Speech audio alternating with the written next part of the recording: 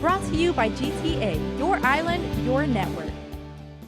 As of today, only one defendant stands trial for the riot that broke out just outside Linda's coffee shop late last year.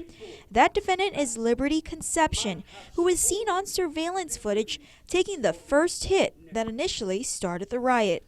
In court on Tuesday, parties revisited that surveillance footage, which depicts J.C. White, a man who was never charged for assault in this case, throwing the first punch at Conception.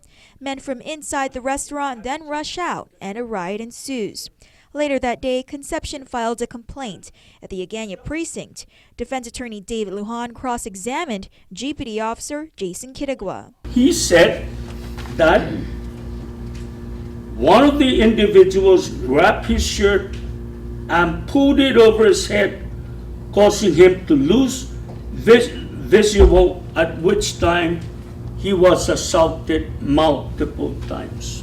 Liberty told you that while he was being assaulted, one of the individuals assaulting him yanked his gold chain necklace from around his neck and stated, "Yeah, I got me a new chain."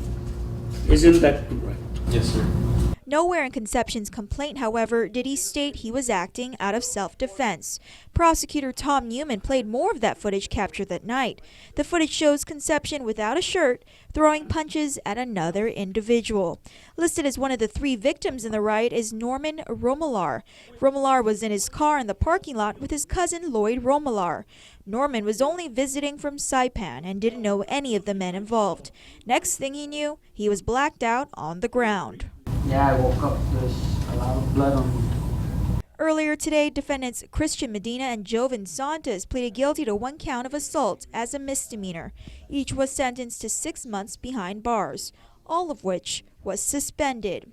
Also testifying was GPD officer John Hattick, who was detailed to check for other possible victims on site.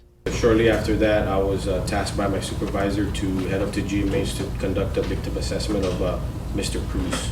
Hattick is referring to Brian Cruz, the man who was found unconscious in the back of a sedan in Linda's parking lot that night.